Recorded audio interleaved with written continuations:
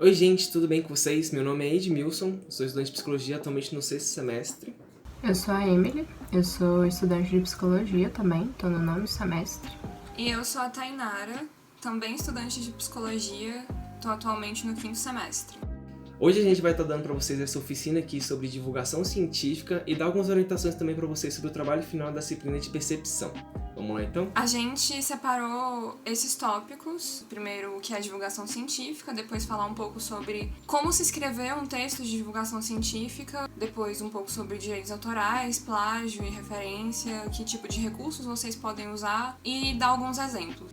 Então, começando a falar para vocês sobre o que é divulgação científica, a gente pode entender divulgação científica, como uma prática que engloba e visa promover, formas de comunicação sobre conteúdo científico como pesquisa e trabalhos acadêmicos para a população. Ela visa, transpor, o discurso científico para o público geral, ou seja, passar o conhecimento científico através de uma linguagem acessível e de fácil compreensão, inclusive com a utilização de recursos e técnicas que facilitem esse diálogo, adaptando esse discurso. A gente tem que entender que a divulgação científica também ela é um pouco diferente da disseminação científica e também ela está englobada dentro da difusão científica.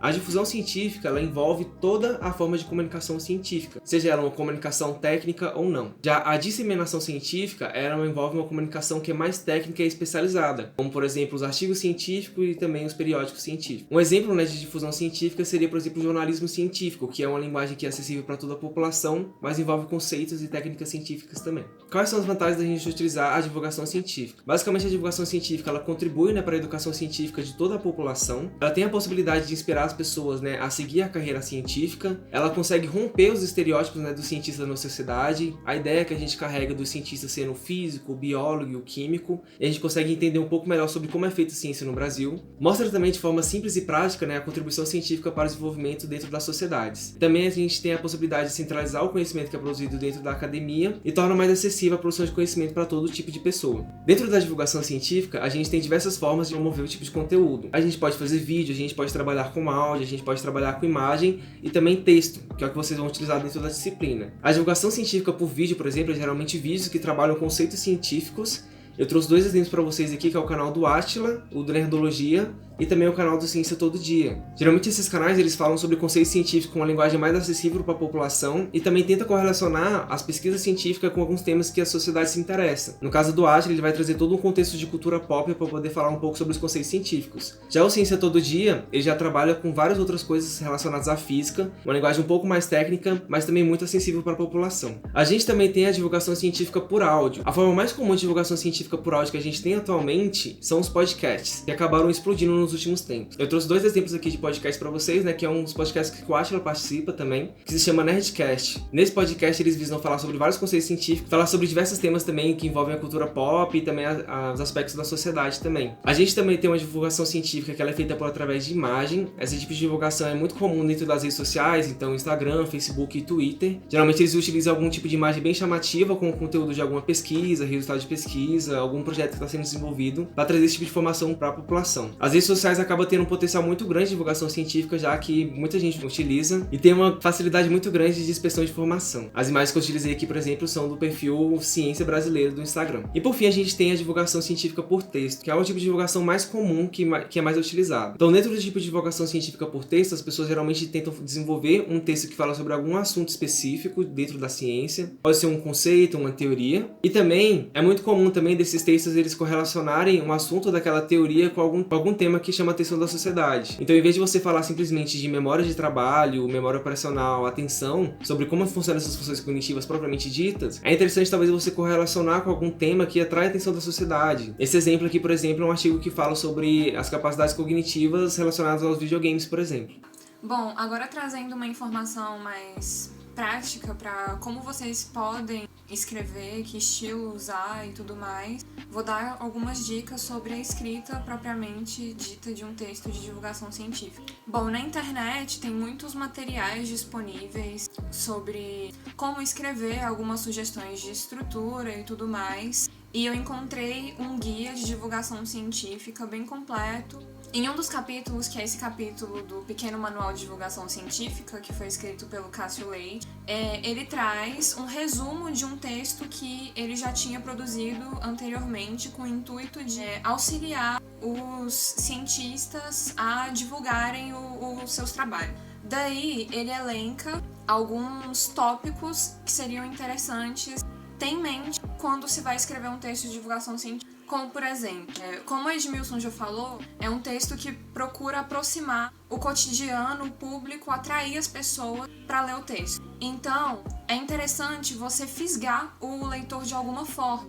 O ideal é fazer isso na introdução, para que o leitor ele esteja motivado para continuar a ler seu texto, curioso para descobrir sobre o que isso está falando. É interessante também evitar espantar o leitor no primeiro parágrafo.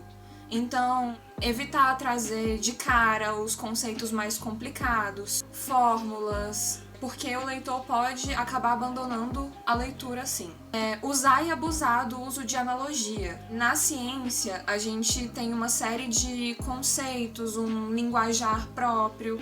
Isso pode ser difícil de se compreender para uma pessoa de fora desse meio. Então, o ideal é fazer analogias, comparações, usar muitas figuras de linguagem para poder aproximar mais do cotidiano, do dia a dia das pessoas, uma coisa que elas consigam se identificar. É muito importante ser preciso no que se vai escrever. Existe muita informação a ser passada, existe um espaço limitado para passar essa informação, e além disso o leitor tem uma quantidade limitada de recursos cognitivos atencionais que ele pretende dispor para ler o seu texto. Então, é importante você ser preciso, objetivo no que você fala e evitar diferenciar as descobertas que estão por vir, as especulações dos resultados que são comprovados. Mire no seu público. Se o seu artigo pretende atrair uma população mais jovem, talvez, usar referências mais jovens, alguma coisa que as pessoas consigam se identificar.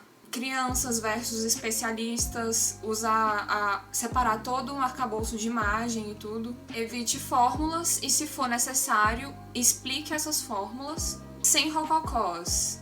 Use uma linguagem simples, direta, formal. Lembrando que o uso de uma linguagem mais simples não significa perder a riqueza de conteúdo. Nessa pegada ainda de atrair o leitor, o humor pode ser uma ferramenta bem interessante para ser usada, com moderação, não deixar isso tomar conta do texto. Evitar jargões, justamente o que eu tinha comentado sobre a gente tem os conceitos muito específicos, a gente usa um linguajar todo apropriado, então evitar usar uma coisa mais cotidiana.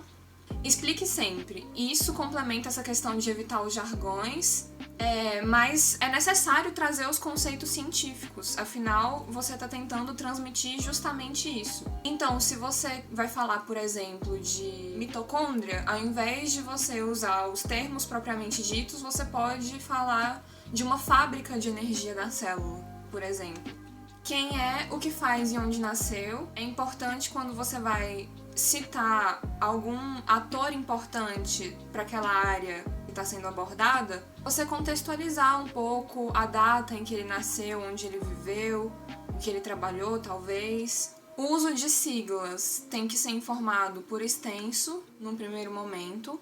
Não se usa nem rodapés, nem agradecimentos, e isso entra na questão de não se usa nesse modelo de um texto jornalístico citação, como a gente faz, autor, vírgula, ano, no corpo do texto. Enxugue o texto justamente porque tem um espaço e um tempo limitado.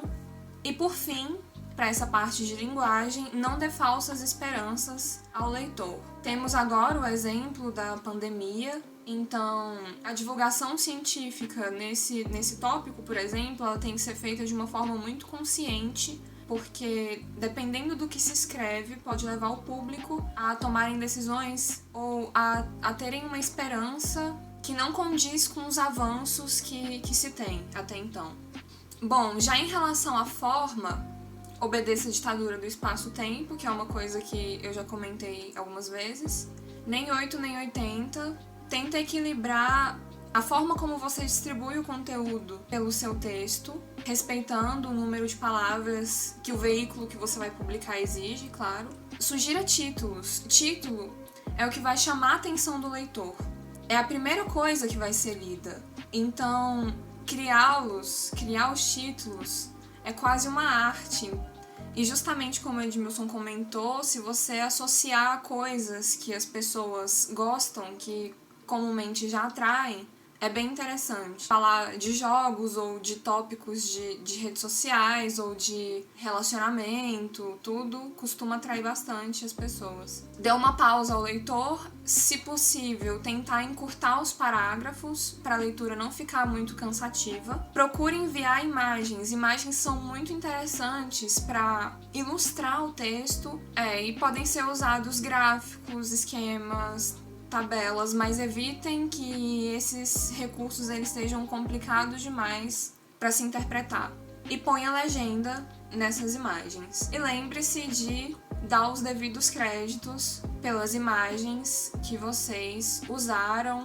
E, se possível, tentem apresentar um outro ponto de vista, se o tema escolhido permitir esse espaço. Porque, do contrário, o texto fica parecendo que está sendo apresentado uma verdade absoluta. Isso entra também na questão de não dar falsas esperanças. Então, se tem esse achado, talvez, se tiver alguma teoria complementar que faz uma oposição, é interessante fazer uma menção justamente para que o texto não seja a palavra final sobre aquele determinado assunto, não pareça ser a palavra final sobre aquele determinado assunto. Agora, justamente sobre como estruturar o texto. Uma divulgação científica é mais um estilo jornalístico, digamos assim, e não tem uma estrutura fixa, mas no geral se começa com uma introdução, apresenta o tema, apresenta a tese que vai ser abordada. Aí você pode inserir elementos de comparação com o cotidiano, você pode fazer perguntas, introduzir por perguntas,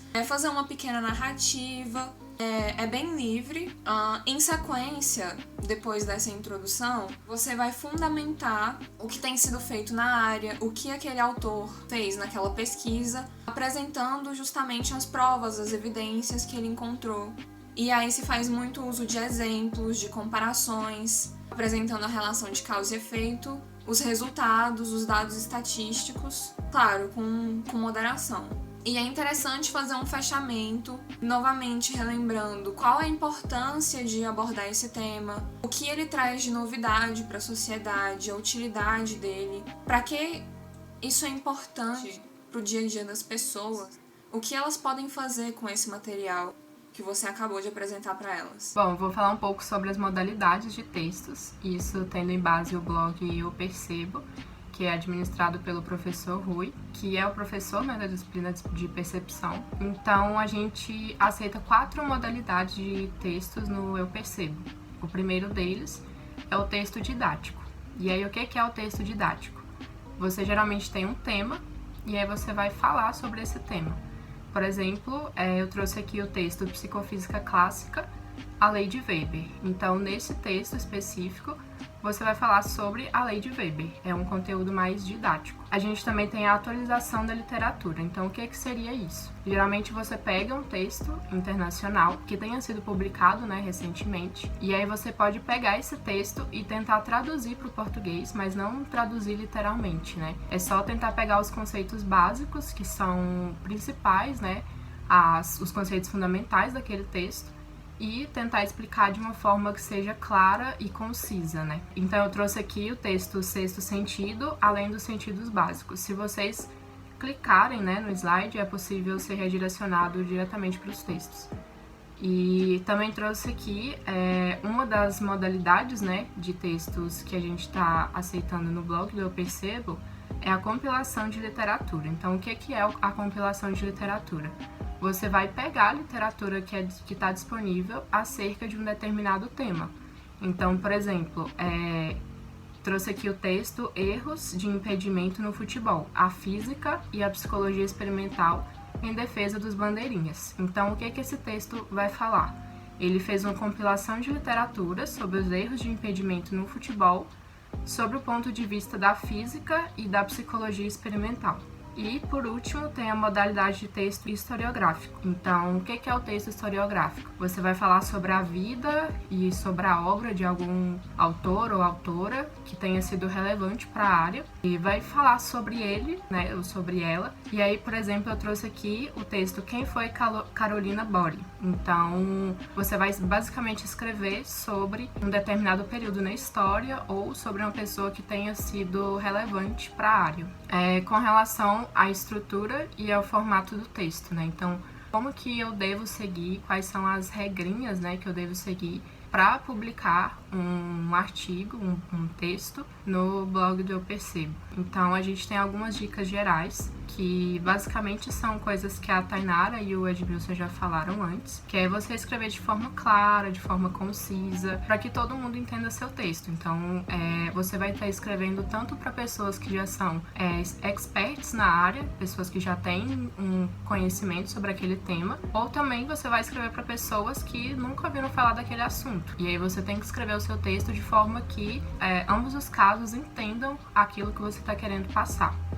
Com relação à formatação e tamanho, a gente tem um template que tem as regrinhas mais específicas, como o tamanho da letra, o tipo da letra, mas basicamente a letra que tá nesse template é a calibre e você tem que deixar ela no tamanho 11,5. Então, essas regrinhas mais pontuais eu recomendo baixar o template, né, e ir editando por ele, porque você não precisa ficar se preocupando com coisas como formatação, né, apesar de que isso é importante, mas a gente sabe que é um pouco chato às vezes e enfim. Com relação ao tamanho do texto, né, como a Tainara falou, você tem que colocar exatamente dentro daquelas regras que o site disponibiliza, né, que o site ou qualquer outro veículo de comunicação que você esteja veiculando o seu texto. Então, nesse caso, no blog do Eu Percebo, você tem que ter um texto entre 500 e 1.700 palavras. Isso sem contar as referências, sem contar a legenda de imagem, só o texto mesmo. Então, basicamente é isso, né? Siga as informações do template, que é sucesso. Com relação às imagens, citações e referências. Acho que o Ed vai falar um pouco melhor, né, sobre isso, como achar imagens com boa resolução e que sejam livres, né, de direitos autorais. Então, é sempre importante você colocar informações da fonte. É muito importante isso, porque dá credibilidade, né, e entra muito a questão de plágio, né? A gente sabe que plágio é crime, então a gente sempre tem que colocar as fontes e as referências. Evite citações. Então, você não está escrevendo um artigo científico que você tem que referenciar diversos autores e pessoas que são famosas na área. O que você tem que fazer é escrever para um grande público. Então, em vez de ficar colocando citação, tenta resumir e aí você pode usar links para poder redirecionar para algum outro conteúdo que você acha que talvez seja relevante. E tenha referências diversificadas. Então, tipo, não pegue só referências que sejam de um artigo famoso e tal. Você também tente pegar de algum vídeo, de alguma cartilha, capítulo de livro e tal. Quanto mais diversas forem as referências, melhor é para o conteúdo, né? E para você também ver como aquele conteúdo é escrito em diversos canais de comunicação, né? E também é imprescindível ter um mini currículo, porque as pessoas precisam conhecer também quem é que está escrevendo aquele texto, né? Então, fale um pouco sobre você, resumidamente, assim, bem resumidamente mesmo. Não precisa de colocar, tipo, toda a sua trajetória acadêmica. Você pode colocar coisas que sejam interessantes sobre você e coisas que você acha que sejam relevantes para as pessoas saberem sobre você, além da sua trajetória acadêmica, né? Também coloque o link do currículo Lattes, porque, enfim, se aquela pessoa se interessou pela sua linha de pesquisa, quer saber mais sobre as pesquisas que você faz, sobre a sua atuação, a pessoa pode usar o seu currículo Lattes para isso, né? E também coloque o seu e-mail, porque caso, enfim, alguém queira entrar em contato, é sempre bom deixar essas portas abertas, né, para as pessoas se comunicarem com você. Agora falando um pouco sobre os direitos autorais, o plágio e também como a gente vai fazer as referências. Bem, como qualquer outra obra, né, intelectual, os textos de divulgação científica eles também podem ser acusados de plágio. O plágio acontece, né, quando você copia o conteúdo produzido por outra pessoa sem apresentar a fonte original, isto é, assumindo que aquela obra é autoria sua. Existe também a possibilidade de você cometer um plágio sem intenção, de você pensar que você sabe aquele conteúdo e você escrever no seu texto, mas só que você tirou aquele conteúdo de um artigo ou de uma revista e você colocar naquele texto como se fosse seu. Então é muito interessante você revisar sobre todo o conteúdo que você está falando sobre o seu texto e ver se aquilo tem alguma origem dentro da literatura, e você referenciar aquela literatura também no seu Saiba Mais. Para evitar, né, a acusação de plágio, que pode ocasionar em problemas jurídicos também para o seu texto e para você, a gente utiliza a American Psychology Association, que é o manual da APA. O texto de divulgação científica é um texto menos técnico, portanto, a gente evita, né, de usar citações durante o texto, né, deixando o texto mais convidativo, como a Amy e a Tainara já falou. Porém, é sempre interessante quando você colocar a referência no final do texto, no Saiba Mais, colocar o link do texto onde você tirou e também o DOI para que a pessoa consiga acessar aquele conteúdo. Aqui no slide eu coloquei um modelo para vocês poderem acessar, que tem exemplo de vários tipos de referências que vocês podem colocar. Referência de vídeo, referência de reportagem, referência de podcast, referência de tudo que vocês podem colocar no final do seu texto. Eu vou explicar para vocês alguns modelos de referências. Primeiro a gente tem o modelo clássico, né, dos artigos e dos periódicos. Basicamente o que você vai precisar colocar é o último sobrenome do autor, a inicial do segundo sobrenome do autor e a inicial do nome do autor, seguido entre parênteses pelo ano daquela publicação. Você coloca ponto e você coloca o título daquele artigo. Logo em seguida você coloca ponto novamente, coloca o título da revista onde ela foi publicada, o volume dela também. E depois vocês colocam a página inicial e a página final daquele artigo. E por fim você disponibiliza o DOI, caso você tenha. Aqui no slide eu coloquei 2 exemplos para vocês poderem utilizar. A gente também tem a citação dos livros e das monografias, né, que também é bem parecida. Então você vai fazer aquele mesmo esquema, né? O último sobrenome do autor, a inicial do segundo sobrenome, a inicial do nome, seguido do ano entre parênteses, o nome do livro, a cidade, o estado e o país onde ele foi publicado e a editora. Eu também coloquei alguns exemplos aqui para vocês. No caso do livro digital, é interessante vocês colocarem também o link de onde ele foi tirado no final. Então vocês colocam recuperado de, mais o link de onde ele foi tirado. E por fim, artigos e revistas sem ser revistas científicas. Então você vai colocar o último sobrenome do autor, a inicial do segundo sobrenome, a inicial do nome, o ano e o mês onde aquele artigo foi publicado, o título do artigo, o título do jornal e as páginas onde eles estão publicados. Quando você tira de um livro digital, de um artigo digital, de um site digital, a única coisa que você vai mudar é colocar o recuperado de mais o link no final também, para que a pessoa consiga acessar. Outra questão importante é em relação às imagens que você pode utilizar durante seu texto. Você precisa fazer um texto chamativo, mas você também pode utilizar imagens que sejam chamativas. E como vocês podem conseguir essas imagens? Você pode utilizar imagens de confecção própria, imagens que você mesmo produziu, ou você pode buscar por bancos de imagens sem direitos autorais. Eu coloquei nesse slide um link onde vocês conseguem acessar vários bancos de imagens sem direitos autorais. Nesses sites, geralmente, eles dividem as imagens por categorias, então você procura a categoria no qual o seu texto se encaixa e consegue baixar essa imagem sem nenhum problema jurídico ocasionado por causa disso. Lembrando também que é muito importante que você coloque a fonte daquela imagem. Então coloque retirado de, mais o site de onde você tirou. Bom, então eu vou falar, para finalizar, né, um pouco sobre os exemplos de textos de divulgação. Então, um site bem famoso sobre divulgação científica é o blog Ciência Hoje. Eu trouxe aqui um exemplo de um texto que eles publicaram recentemente e o título é Como os brasileiros veem a ciência e os cientistas. Como vocês podem ver, né, aqui nos prints que eu coloquei nesse slide, eles usaram uma foto que é bastante chamativa assim na capa, né? Então isso é bom para chamar um pouco da atenção dos leitores, né? E aí eles fazem um mini resuminho sobre o que vai ser tratado nesse texto, né? Então eles falam que vão fazer uma análise de 3 décadas de pesquisa de opinião, desfaz mitos e traz revelações. A população diz estar tão interessada em ciência quanto por esporte, mas pouquíssimos conseguem citar o nome de um pesquisador brasileiro ou de uma instituição. Então isso é bom para meio que resumir um pouco para o leitor e chamar a atenção também para aquilo que vai ser tratado no texto. E aí, logo na primeira linha desse texto, eles falam que a celebrada antropóloga norte-americana Margaret Mead, 1901 a 1978, coletou nos anos 1950, tananã.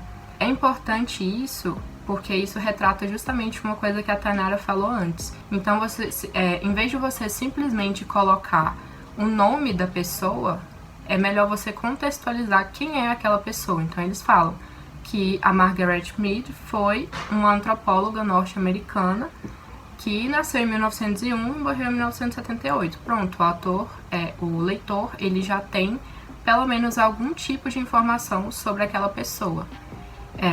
Outra coisa que é interessante também nesse exemplo é que aqui vocês podem ver que eles colocaram uma caixa do lado do texto para falar um pouco mais sobre bombas atômicas Sputnik e a percepção pública da ciência, porque eles falam isso ao longo do texto, só que pode ser que muitos leitores não saibam o que são bombas atômicas, o que foi Sputnik. Então, isso é interessante para meio que contextualizar o leitor. Você pode fazer uma caixinha de curiosidades assim ao longo do seu texto, para não ficar tudo só no corpo do texto, né? Isso talvez pode ser um pouco mais chamativo para o leitor. Esse é um ótimo exemplo, ele ilustra bastante o que a gente veio falando até então. Eles fazem um recurso, se eu não salvo engano, se chama lead, que é esse resuminho que eles usam logo depois do título, quase como se fosse um subtítulo. Mas vocês podem incluir isso na própria introdução de vocês. A questão da caixa de texto, tem uma seção específica para vocês colocarem meio que as referências. E é o Veja Mais, que é onde você pode elencar alguns materiais adicionais que a pessoa poderia, caso ela tenha interesse em conhecer mais sobre o assunto, se redirecionar. E você pode fazer menção disso no texto, claro, não como a gente faz referência em textos em artigos científicos propriamente ditos.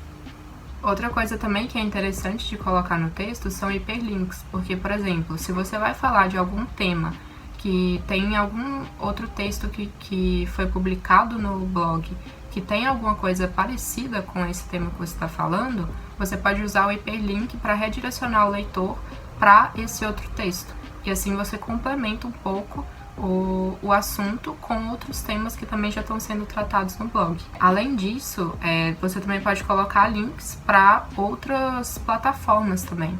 Então, em vez de você colocar só citações e deixar o leitor, enfim, à deriva, você pode colocar um link para redirecionar ele para algum outro lugar que ele possa obter mais informações sobre aquilo. Nesse texto tem um exemplo de hiperlink que está ali no laranja. Outro exemplo que eu trouxe foi do próprio blog Eu Percebo. Trouxe aqui um texto que ele tem exemplos bons e exemplos ruins também. Então, logo no título, ele também traz uma pergunta, né? E é uma pergunta que é bastante instigante, assim. Então, isso pode chamar a atenção do leitor. Tanto é que esse texto, especificamente, é um dos mais lidos do blog Eu Percebo atualmente. Enfim, logo no início, né, o primeiro parágrafo, ele já é um parágrafo que chama bastante atenção. Então, você tem ali perguntas, você tem um parágrafo curto, e isso ajuda a captar um pouco a atenção da pessoa que está lendo, para que ela possa continuar a ter interesse a ler o restante do seu texto. E aí você tem aqui essa imagem do Tom, que é a imagem de capa do seu texto. Então, essa imagem é a imagem que vai aparecer antes mesmo da pessoa ler o seu texto, né? Só que essa imagem, ela tá duplicada. Então, além de aparecer como capa do seu texto, ela aparece como uma figura também, que é a figura número 1, que tá nesse canto direito da tela, né? E aí, como a imagem era pequena, você claramente vê que ela foi expandida, assim, e aí a qualidade da imagem não ficou muito boa. Então, isso não é um exemplo muito, muito bom de você fazer, porque, como o Ed falou, é bom você pegar imagens que tenham uma boa resolução. Então, sempre fica atento ao formato da imagem, para ver se ela vai reduzir muito de tamanho, se ela vai aumentar muito de tamanho quando for colocada, incorporada no texto, porque esses detalhes fazem muita diferença, né?